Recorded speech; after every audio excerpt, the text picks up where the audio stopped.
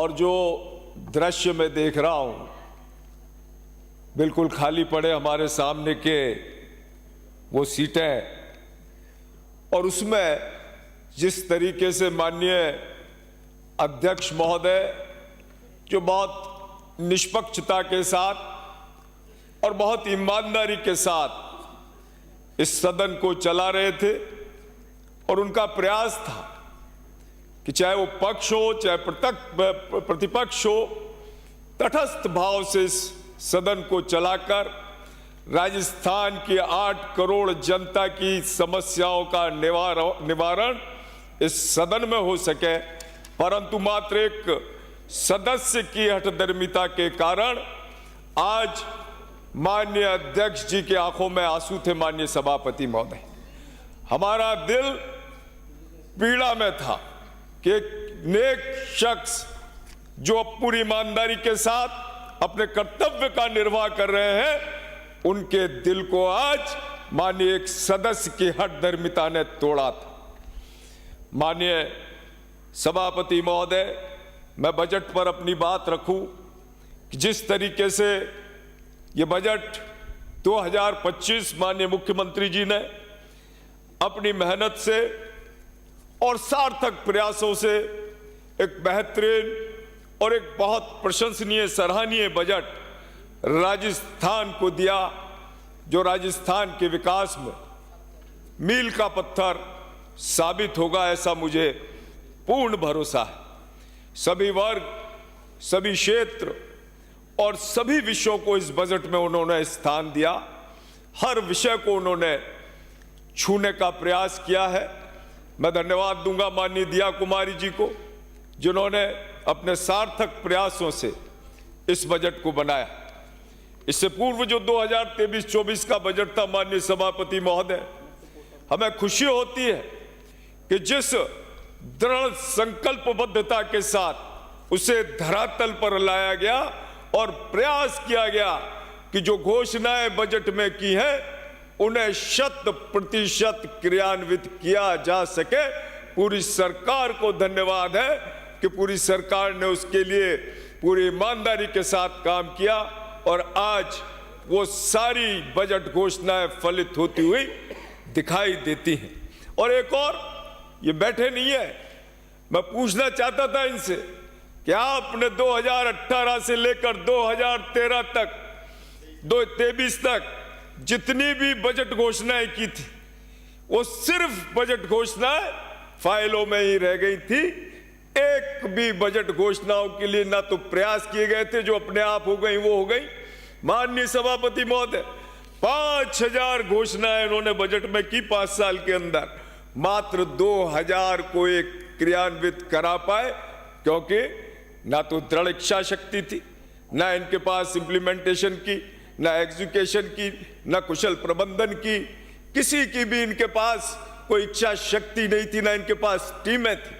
आज हमारे कार्य चुटकियों में पूरे होते हैं, और जिस तरीके से इन्होंने पूरे 5 साल तक लोगों को गुमराह किया, किसानों को ऋण माफ करने के नाम पर, युवाओं को सरकारी नौकरियां देने के नाम पर, महिलाओं को मोबाइल फ्री देने के नाम पर, मरीजों को मुफ्त इलाज के नाम पर, जनता को सिर्फ और सिर्फ छलने का काम किया।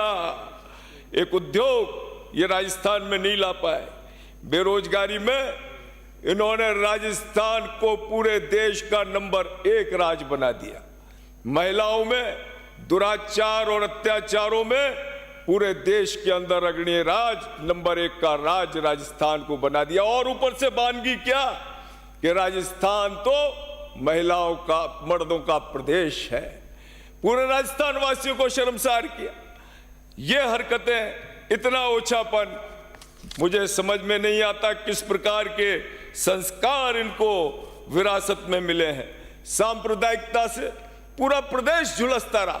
हमारे लोग यदि पूजा पाठ शांतिपूर्वक करते थे या कोई अपने त्योहार पर्व मनाते थे तो उन पर 100 पाबंदियां लगा दी गई, उनको चैन नहीं आने दिया।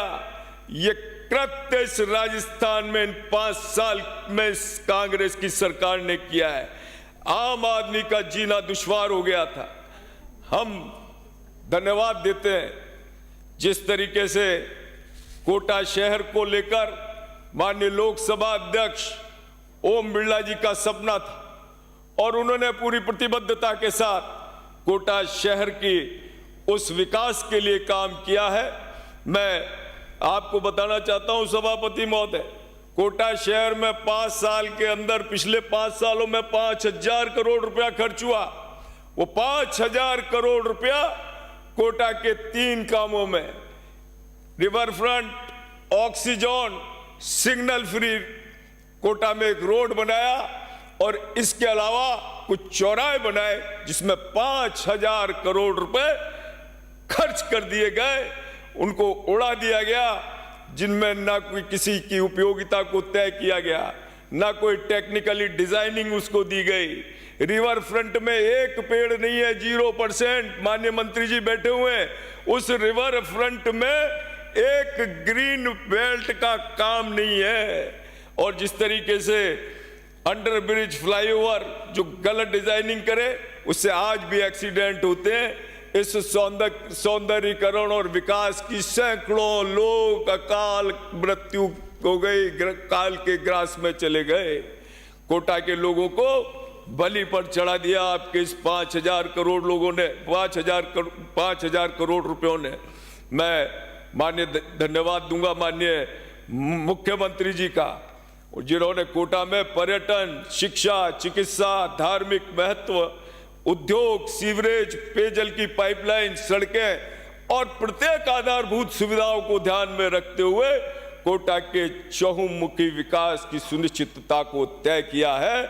और कोटा वासियों के सुझाव व उनकी मांग पर हमने जो भी बात माननीय मुख्यमंत्री जी को दी, 100% उन मांगों को, हमारे आग्रह को माननीय मुख्यमंत्री जी ने माना।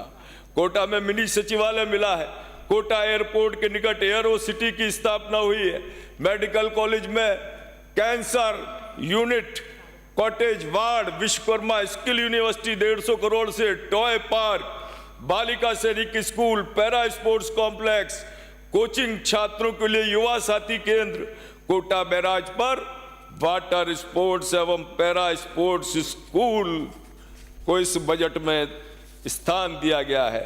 वल्लभ संप्रदाय की प्रथम पीठ श्री मथुराधीश जी मंदिर के विकास हेतु डीपीआर बनाने का प्रावधान भी इस बजट में किया है। मैं माननीय मुख्यमंत्री जी से निवेदन करना चाहूंगा कि इस धार्मिक पर्यटन के विकास हेतु कॉरिडोर निर्माण, हेरिटेज सिटी विकसित करने हेतु 65 करोड़ की डीपीआर तैयार है। मैं आग्रह करना चाहता हूं कि डीपीआर के मुताबिक इसमें 65 करोड़ रुपए का बजट स्वीकृत कराकर हम कोटावासियों को अनुग्रहित करें ताकि ये निर्माण शीघ्र हो सके। मैं आभार व्यक्त करता हूं कोटावासियों की ओर से कि आपने कोटा में विकास की नई इबारत लिखी है। कोटा स्टोन में कई उद्योग चल रहे हैं जिसमें प्रमुख रूप से कोटा स्टोन और सैंड स्टोन है। कोटा पहले उद्योग नगरी के नाम से जाना जाता था। पिछले बजट में कोटा को कोटा स्टोन मंडी का बजट में स्थान मिला था, परंतु मेरी मांग है कि 2024-25 में जो स्टोन मंडी प्रस्ताव आया था उसके स्थान पर कोटा के व्यापारियों की मांग है कि यहाँ स्टोन पार्क बने, व्यापारी इस पार्क में प्रोसेसिंग यूनिट लगा सके तथा कॉमर्शियल एक्टिविटी प्लान कर सके। इस पार्क का उपयोग कर अधिक से अधिक लोग रोजगार से जुड़ सके, क्योंकि माननीय मुख्यमंत्री जी का भी यही विजन है, माननीय प्रधानमंत्री जी का भी यही विजन है कि नए स्टार्टअप उद्योगों के माध्यम से आए। और हमारे पास ये कोटा स्टोन और कोटा का सैंड स्टोन ऐसा है जो विदेशों तक जा रहा है, तो निश्चित रूप से आप इसको स्टोन पार्क में बदलने का काम करेंगे। 1 साल के जो हमारे काम हुए हैं, मैं धन्यवाद देना चाहता हूं पुनः हमारी सरकार को। जीएसडीपी 19,89,000 करोड़ से अधिक होने का इस बार 2025-26 में अनुमान है। 2023 तक $350 बिलियन की अर्थव्यवस्था कर राजस्थान को एक विकास के नए आयाम मिलेंगे, आर्थिक सुदृढ़ता मिलेगी। मैं धन्यवाद देना चाहता हूं माननीय प्रधानमंत्री नरेंद्र मोदी जी के विकासवादी दृष्टिकोण को अपनाते हुए माननीय मुख्यमंत्री श्री भजन लाल जी शर्मा ने 2047 तक राजस्थान की इस अर्थव्यवस्था को तो मजबूत करेंगे, सही करेंगे, परंतु आज जिस तरीके से ऊर्जा हो, पेयजल हो, सड़क हो, इस बजट घोषणाओं में उद्योगों को लेकर हमने जो हमारी सरकार ने जो काम किया है, निश्चित रूप से मुझे पूर्ण विश्वास है कि ये कार्य पूरी उस मेहनत, उस ईमानदारी, उस लगन के साथ किए जा रहे हैं, उस परिश्रम के साथ किए जा रहे हैं, उस दृढ़ इच्छा के साथ किए जा रहे हैं कि आने वाले समय में राजस्थान का अलग स्वरूप आने वाले इन 5 सालों में नजर आएगा। माननीय सभापति महोदय इन हमारे सामने बैठे होते तो इनको बताते कि आपने 5 साल में क्या किया, और हमने जो आप लास्ट के 3 साल के अंदर जो काम नहीं कर पाए वो हमने 1 साल के अंदर करके बता दिया इस राजस्थान में। मैं धन्यवाद देता हूं हमारे माननीय मुख्यमंत्री जी को, जिन्होंने पूरी प्रतिबद्धता के साथ अपनी सरकार को जो पहली बार आए थे और जिस तरीके से उन्होंने सारी चीजों को संभाला है, इम्प्लीमेंटेशन करवाना जानते हैं, लोगों को बैठाकर किस तरीके से कार्य होता है, पूरी मेहनत के साथ, दृढ़ इच्छा शक्ति के साथ राजस्थान के विकास को नए आयाम मिलेंगे। इन्हीं शब्दों के साथ मैं अपनी वाणी को विराम देता हूं। आपने मुझे बोलने का अवसर दिया, निश्चित रूप से आपका भी बहुत बहुत आभार माननीय सभापति महोदय। अजय